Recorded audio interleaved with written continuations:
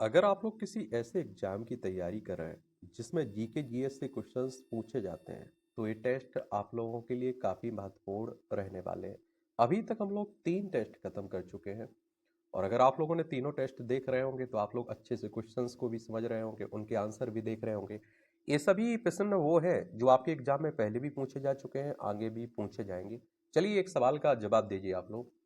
हर साल भारत का बड़ा पशु मेला कहाँ लगता है? ठीक है। चलिए चौथे टेस्ट का पहला क्वेश्चन है आपके सामने। ये कह रहा है कि भारत का बोस्टन किसे कहा जाता है? भारत का बोस्टन किसे कहा जाता है? अहमदाबाद, बड़ौदा, मुंबई, सूरत। तो अहमदाबाद को भारत का बोस्टन या अधिक सटीक रूप से भारत का मैनचेस्टर कहा जाता है। यह उपनाम शहर के संपन्न कपड़ा उद्योग के कारण दिया गया, जो इसे एक प्रमुख औद्योगिक केंद्र बनाता है। तो इसमें आप देखते हैं कि क्या हो जाएगा, अहमदाबाद। ए ऑप्शन बिल्कुल राइट है। ए ऑप्शन क्या है? बिल्कुल राइट है इसमें। अगले क्वेश्चन की तरफ बढ़ते हैं हम लोग। क्या कह रहा है अगला क्वेश्चन? ग्लोब पर कर्क रेखा भारत के कितने राज्यों से होकर गुजरती है? ग्लोब पर आप देखिए कर्क रेखा भारत के कितने राज्यों से गुजरती है? 5, 8, 4, 6। तो आप सभी जानते हैं कितने से जाती है? 8 राज्यों से जाती है। कितने? 8 राज्यों से। राजस्थान, गुजरात, मध्य प्रदेश, छत्तीसगढ़, झारखंड, पश्चिम बंगाल, त्रिपुरा, मिजोरम। लाइन से आप लोग याद रख सकते हैं। फिर से बता देता हूं, राजस्थान, गुजरात, मध्य प्रदेश, छत्तीसगढ़, झारखंड, पश्चिम बंगाल, त्रिपुरा, मिजोरम आपको देखने को मिलेगा। अगले क्वेश्चन की तरफ चलते हैं हम लोग। एक रहा है, भारत के निम्न में से किस राज्य में पुरुषों की संख्या स्त्रियों से कम है? पुरुषों की संख्या स्त्रियों से कम है, कहां है? ये आप देखते हैं बिहार में, राजस्थान में, केरल में, महाराष्ट्र में। तो आप सभी जानते हैं कहां है। भारत में कुछ ऐसे राज्य हैं जहां पुरुषों की संख्या स्त्रियों से कम है, और इसमें सबसे केरल है, पुडुचेरी है। यह लिंगानुपात के आधार पर होता है, जो प्रति 1000 पुरुषों पर महिलाओं की संख्या को मापता है। केरल का लिंगानुपात सबसे अधिक है, 1084 है। यानी कि कहने का मतलब है 1000 पुरुषों पर 1084 महिलाएं हैं। कहा? केरल में। केरल की राजधानी आपको क्या देखने को मिलेगा? तिरुवनंतपुरम आपको देखने को मिल जाएगी। और इसकी सीमा आप देखें किस किस से लगती है? कर्नाटक और तमिलनाडु से लगती है। कर्नाटक और तमिलनाडु से लगती है। 1 नवंबर 1956 में से राज्य बनाया गया था, पता है आपको? और विधानसभा की अगर हम बात करें तो कितनी सीटें हैं? 140 सीटें हैं। राज्यसभा में 9 सीटें हैं, लोकसभा में 20 सीटें हैं। 38,863 वर्ग किलोमीटर में फैला हुआ है आपका क्या? केरल। सी ऑप्शन ठीक है इसमें। अगला है, भारत में सबसे ऊंचा बांध भाखड़ा किस नदी पर है? जो भाखड़ा बांध है ये किस नदी पर है? ये आप देखिए, झेलम पे है, सतलज पे है, गोदावरी पर, ब्यास पे है। तो आप सभी जानते हैं कि भाखड़ा बांध सतलज नदी पर है। सतलज नदी पर।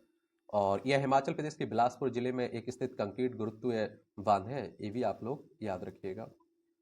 अगले क्वेश्चन की तरफ चलते हैं हम लोग। ये कह रहा है कि भारत की पहली आयरन आयरन स्टील कंपनी कहाँ स्थित है? भारत की पहली आयरन स्टील कंपनी जमशेदपुर में, हीरापुर में, मुंबई, गुवाहाटी में। तो आप सभी को बता दूं कि जमशेदपुर में देखने को मिलेगा। भारत की पहली iron steel company Tata iron and steel company TISCO, जो झारखंड के जमशेदपुर में स्थित है। इसकी स्थापना 1907 में हुई थी। जमशेद टाटा जी इसके संस्थापक थे। तो इसमें आप देखते हैं ए ऑप्शन बिल्कुल राइट है। भारत का एकमात्र स्थान जहां टिन पाया जाता है, भारत का एकमात्र स्थान जहां टिन पाया जाता है, रीवा में, हजारीबाग में, सूरत में, अहमदाबाद में। तो आप देखते हैं कि ये आप देखते हैं कि कहाँ? हजारीबाग में पाया जाता है। ठीक है। चलिए अगले क्वेश्चन की तरफ चलते हैं। इसमें बी ऑप्शन लगा दिया ना। अगला है हमारे सामने कि वह नदी घाटी जिसे भारत का रूर के नाम से जाना जाता है, वह नदी घाटी जो इसे भारत का रूर के नाम से जाना जाता है, गोदावरी हो गया, दामोदर, पेरियार, हुगली। दामोदर नदी घाटी को भारत का रूर कहा जाता है क्योंकि यह समृद्ध कोयला भंडार, औद्योगिक प्रतिष्ठानों की बहुतायत के कारण जर्मनी के रूर क्षेत्र के समान है। यह घाटी मुख्य रूप से झारखंड और पश्चिम बंगाल राज्य में है। दामोदर नदी देखने को मिलेगी। कौन सी? दामोदर नदी। बी ऑप्शन आपका बिल्कुल ठीक है। क्या है? बी ऑप्शन बिल्कुल ठीक है। ये भी आप लोग याद रखिएगा। दामोदर नदी भारत के झारखंड, पश्चिम बंगाल राज्य में बहने वाली नदी है। इस नदी के जल से पनबिजली महत्वाकांक्षी दामोदर घाटी परियोजना चलाई जाती है। ये भी आप देखिए, छोटा नागपुर पठार से निकलती है ये। तो इसमें बी ऑप्शन है। अगला है, शांत घाटी स्थित है। शांत घाटी स्थित है तमिलनाडु में, हिमाचल प्रदेश में, केरल में, अरुणाचल प्रदेश में। शांत घाटी कहाँ देखने को मिलेगा? ये आप देखिए, केरल में आपको देखने को मिल जाएगा शांत घाटी। शांत घाटी, साइलेंट वैली, केरल राज्य के पलक्काड़ जिले में नीलगिरी पहाड़ियों में स्थित है। पश्चिमी घाट का हिस्सा है। एक राष्ट्रीय उद्यान है जो अपने घने वर्षा वनों समृद्ध जैव विविधता के लिए जाना जाता है। तो इसमें सी ऑप्शन बिल्कुल राइट है। सी ऑप्शन कैसा है? बिल्कुल ठीक है। मदुरै कहाँ है? मदुरै कहाँ है बताइए? तमिलनाडु में, आंध्र प्रदेश में, सिक्किम में या मेघालय में? मदुरै भारत का तमिलनाडु राज्य में देखने को मिलेगा। कहाँ? तमिलनाडु राज्य में।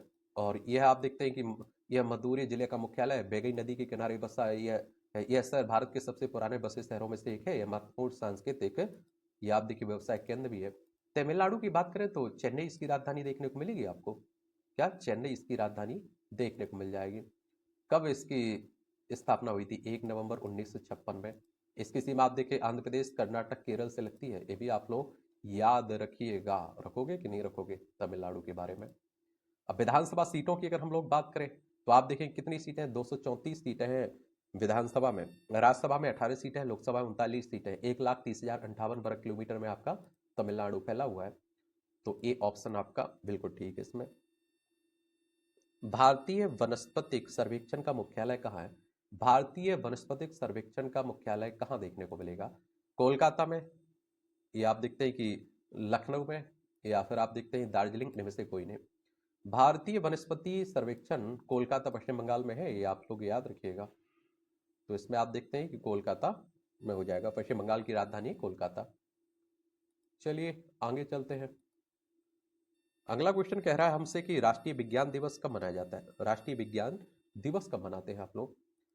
25 मार्च, 28 फरवरी, 22 दिसंबर, 5 जून। तो आप सभी को बता दूं कि कब मनाया जाता है। राष्ट्रीय विज्ञान दिवस हर साल 28 फरवरी को मनाया जाता है। यह दिन भारत के महान भौतिक विज्ञानी सर सीवी रमन द्वारा 28 फरवरी 1928 को दी गई रमन प्रभाव की खोज की याद में मनाया जाता है। इस खोज के लिए 1930 में उन्हें आप देखते हैं कि भौतिकी का नोबेल पुरस्कार भी मिला था। ठीक है, तो इसमें आप लोगों ने क्या 28 मार्च, क्या 28 फरवरी? बी ऑप्शन बिल्कुल ठीक है। बी ऑप्शन क्या है? बिल्कुल ठीक है। भारत में समुद्री तटरेखा वाले राज्यों की संख्या। भारत में समुद्री तटरेखा वाले राज्यों की संख्या, ये आप देखते हैं कि क्या है? 9 है। एक गोवा हो गया, कर्नाटक हो गया, क्या गुजरात, महाराष्ट्र, गोवा, कर्नाटक, केरल, तमिलनाडु, आंध्र प्रदेश, उड़ीसा, पश्चिम बंगाल देखने को मिलेगा आपको। सी ऑप्शन बिल्कुल ठीक है। सी ऑप्शन क्या है? बिल्कुल ठीक है। अगला है भारत की मुख्य भूमि का दक्षिणी नौक। भारत की जो मुख्य भूमि है ना, उसका दक्षिणी नौक कौन सा है? ये आप देखते हैं कि कौन सा? कैलीमियर point, cap Comorin, Indira point, इनमें से कोई नहीं। भारत की मुख्य भूमि का हो रहा है दक्षिणी नौक, कैप केमोरिन देखने को मिलेगा। भारत की मुख्य भूमि का दक्षिणी नौक कन्याकुमारी है, जिसे कैप केमोरिन के नाम से जाना जाता है। तमिलनाडु में स्थित है। यह अरब सागर, बंगाल की खाड़ी, हिंद महासागर से मिलते हैं। तो इस पे आप देखेंगे बी ऑप्शन बिल्कुल राइट है। बी ऑप्शन क्या है? बिल्कुल राइट है। अब अगला क्वेश्चन क्या पूछ रहा है आपसे? ये कह रहा है भारत का सबसे, किसका? भारत का सबसे दक्षिणी बिंदु कौन सा है? भारत का सबसे दक्षिणी बिंदु हो रहा है। तो आप देखिए cape Comorin, Calimere point, Indira point, Nariman point. तो भारत का सबसे दक्षिणी बिंदु इंदिरा पॉइंट है। और आप देखिए जो अंडमान निकोबार द्वीप समूह के ग्रेट निकोबार द्वीप पर स्थित है। भारत की मुख्य भूमि का सबसे दक्षिणी बिंदु है कन्याकुमारी। ये आप देखिए इंदिरा पॉइंट आप लोग लगा दोगे। सी ऑप्शन बिल्कुल ठीक है इसमें। सी ऑप्शन क्या है? बिल्कुल ठीक है। अगला क्वेश्चन है हमारे सामने। ये कह रहा है कि भारत और चीन के बीच कौन सी रेखा सीमा निर्धारण करने का कार्य करती है? भारत और चीन के बीच कौन सी रेखा, सीमा रेखा? आप देखेंगे कि लद्दाख, हिमाचल प्रदेश, उत्तराखंड, सिक्किम, अरुणाचल प्रदेश, 5 राज्यों की सीमा लगती है हमारी। किससे? चाइना से। ये जरूर आप लोग याद रखिएगा। तो आप देखिए भारत और चीन के बीच सीमा निर्धारण करने वाली रेखा मैकमोहन रेखा है। यह रेखा भारत के अरुणाचल प्रदेश और चीन के तिब्बत स्वायत्त क्षेत्र के बीच है। इसे 1914 के शिमला समझौते के दौरान ब्रिटिश भारत के प्रतिनिधि सर हेनरी मैकमोहन के नाम पर नामित किया गया था। तो इसमें आप देखते हैं कि सी ऑप्शन बिल्कुल राइट है। क्या है? सी ऑप्शन बिल्कुल राइट है। अगला है, आप देखते हैं भारत एवं पाकिस्तान को विभाजित करने वाली रेखा कहलाती है। भारत और पाकिस्तान को विभाजित करने वाली रेखा कहलाती है रेड क्लिफ रेखा, डूरंड रेखा, मैकमोहन रेखा, इनमें से कोई नहीं। तो भारत पाकिस्तान को विभाजित करने वाली रेखा को रेड क्लिफ रेखा कहते हैं। इस रेखा का नाम सीरियल रेड क्लिफ के नाम पर रखा गया है, जिन्हें ब्रिटिश भारत के विभाजन के बाद भारत पाकिस्तान के बीच सीमाएं निर्धारित करने का काम सौंपा गया था। यह सीमा रेखा 17 अगस्त 1947 को आधिकारिक तौर पर विकासित हुई थी। तो red Cliff Rekha, A option आपका राइट है इसमें। क्या है? ए ऑप्शन बिल्कुल ठीक है। तो क्या लगाया आपने? ए ऑप्शन लगाया होगा आपने। अगले क्वेश्चन की तरफ चलते हैं हम लोग। ये क्या कह रहा है? ये कह रहा है आपसे भारत की सबसे लंबी स्थलीय सीमा किस देश के साथ लगती है? भारत की सबसे लंबी स्थलीय सीमा किस देश के साथ लगती है? पाकिस्तान, चीन, बांग्लादेश, म्यांमार। तो ये बांग्लादेश के साथ लगती है। कितनी लगती है? 4096 किलोमीटर। ये आप देखिए, हमारे 5 राज्यों की सीमा लगती है: पश्चिम बंगाल, असम, मेघालय, त्रिपुरा, मिजोरम। 1971 तक पाकिस्तान का हिस्सा हुआ करता था क्या? बांग्लादेश। और पाकिस्तान 1947 तक भारत का हिस्सा हुआ करता था। अगला है, भारत का पूर्वी समुद्री तट किस नाम से जानते हैं? भारत का जो पूर्वी समुद्री तट है ना, इसे किस नाम से जानते हैं आप लोग? दीघा तट, मालाबार तट, कोंकण तट, कोरोमंडल तट। तो भारत का पूर्वी समुद्री तट मुख्य रूप से कोरोमंडल तट के नाम से जाना जाता है, जो दक्षिणी भाग में है। और इसके उत्तरी भाग को उत्तरी सरका, उड़ीसा के तट को उत्कल तट कहा जाता है। तो इसमें आप देखिए कोरोमंडल तट लगा दोगे। डी ऑप्शन आपका बिल्कुल ठीक है। क्या है? डी बिल्कुल ठीक है। अगला है, आप देखिए, भारत किस गोलार्ध में स्थित है? भारत किस गोलार्ध में स्थित है? दक्षिणी पूर्वी, उत्तरी पूर्वी, उत्तरी पश्चिमी, इनमें से कोई नहीं। तो भारत उत्तरी और पूर्वी गोलार्ध में स्थित है। यह भूमध्य रेखा के उत्तर में स्थित है, इसलिए यह उत्तरी गोलार्ध में है। और प्रधान मध्याह्न रेखा के पूर्व में स्थित है, इसलिए यह पूर्वी गोलार्ध में है। तो आप देखिए किसमें है? आप देखिए उत्तर पूर्वी। बी ऑप्शन बिल्कुल राइट है। निम्नलिखित में से कौन से भारत की सुदूर दक्षिण भौगोलिक इकाई कौन सी है? निम्नलिखित में से आप देखिए, भारत की सुदूर दक्षिण भौगोलिक इकाई कौन सी है? ये आप देखते हैं कि इसमें आप देखेंगे कि आपका लक्षद्वीप, रामेश्वर, कन्याकुमारी, निकोबार द्वीप। तो भारत की सुदूर दक्षिण भौगोलिक इकाई इंदिरा पॉइंट है, जो ग्रेट निकोबार, क्या ग्रेट निकोबार द्वीप पर स्थित है। यह भारत का सबसे दक्षिणी बिंदु है। और आप देखें, और निकोबार, अंडमान निकोबार द्वीप समूह का हिस्सा है। मुख्य भूमि भारत का सबसे दक्षिणी बिंदु कन्याकुमारी, लेकिन इंदिरा पॉइंट उससे भी दक्षिण में है। एक तरह से आप देखेंगे, ये भी आप लोग याद रखिएगा। रखोगे कि नहीं रख पाओगे, बताइए। अगले क्वेश्चन की तरफ चलते हैं हम लोग। इसमें क्या डी लगाया ना आपने? डी लगा दिया होगा। भारत का दक्षिणी नौक क्या है? भारत का दक्षिणी नौक की बात हो रही है। चलिए बताइए आप लोग। इंदिरा बिंदु, कैप कैमोरिन, कैलिमियर बिंदु, इनमें से कोई नहीं। तो इंदिरा, कैप कैमोरिन है। भारत का दक्षिणी नौक इंदिरा पॉइंट है। और जो अंडमान निकोबार द्वीप समूह के ग्रेट निकोबार द्वीप पर है। हालांकि अगर मुख्य भूमि का दक्षिणी बिंदु देखें तो वह कन्याकुमारी तमिलनाडु में है। तो इसमें आप लोगों ने बी लगा दिया है। अगला है, आप देखते हैं कि उत्तर भारत में उप हिमालय क्षेत्र के सहारे फैले समतल मैदान को क्या कहा जाता है? ये आप देखते हैं कि उत्तर भारत में उप हिमालय क्षेत्र के सहारे फैले मैदान को क्या कहते हैं? भाबर, खादर, दून, तराई। तो भाबर कहा जाता है। ये ऑप्शन ठीक। उत्तर भारत में उप हिमालय क्षेत्र के सहारे फैले समतल को मैदान को भाबर कहते हैं। यह शिवालिक पहाड़ियों के नीचे स्थित एक चट्टानी कंकड़ पत्थर वाला क्षेत्र है, जो नदियों के अचानक ढाल भंग होने के कारण बना। इसमें आप लोग क्या लगा दोगे? A option. भारत की उत्तरी सीमा पर स्थित पर्वत क्या है?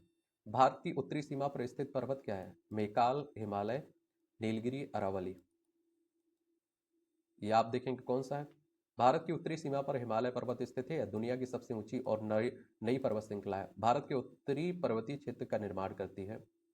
तो इसमें आप देखें, बी ऑप्शन बिल्कुल ठीक है। बी ऑप्शन बिल्कुल ठीक है। भारत के किस प्रदेश की सीमाएं 3 देशों क्रमशः नेपाल, भूटान, चीन से लगती हैं? बताइए, 3 देशों से लगती हैं। किस किस से लगती हैं? ये आप देखते हैं कि नेपाल, भूटान, चीन। तो एक ही है सिक्किम। क्या है? सिक्किम की लगती हैं। और राज्यों में देखिए पश्चिम बंगाल की लगती हैं। ये भी आप लोग याद रखिएगा सिक्किम के बारे में। अब सिक्किम में कितनी विधानसभा सीटें हैं ये भी आप लोग याद रखिएगा। छोटा सा राज्य है। 32 सीटें हैं। राज्यसभा में 1 सीट है, लोकसभा में 1 सीट। आप देखेंगे 7096 वर्ग किलोमीटर में फैला हुआ है आपका। और तो डी ऑप्शन लगा दिया आपने। भारत का सर्वोच्च पर्वत शिखर कौन सा है? भारत का सर्वोच्च पर्वत शिखर कौन सा है? बताइए आप लोग। कंचनजंगा, नंदा पर्वत, नंगा पर्वत, गॉडविन ऑस्टिन, K2। भारत का सर्वोच्च पर्वत शिखर कंचनजंगा है, जिसकी ऊंचाई 8586 मीटर है। यह दुनिया का तीसरा सबसे ऊंचा है। भारत नेपाल सीमा पर है। और देखिए K2 है। इसमें आप देखें गॉडविन ऑस्टिन देखने को मिलेगा, क्योंकि ये पीओ के वाले हिस्से में है, लेकिन है तो हमारा, हमने छोड़ थोड़ी दिया। ठीक है, तो इसमें आप लोग सी लगा दोगे। भारत में स्थित अगर पूछे तो आप लोग कंचनजंगा लगा सकते हैं। चलिए आप लोग बताइए, भारत की कौन सी पर्वत श्रेणी नवीनतम है? ये क्वेश्चन आपको दे के जा रहा हूँ, इसका आंसर बताइए। भारत की कौन सी पर्वत श्रेणी नवीनतम है? हिमालय, सह्याद्री, अरावली, सतपुड़ा। अब आपका स्कोर क्या रहा, कितने क्वेश्चन सही दे पाए आप लोग बताइए। धन्यवाद।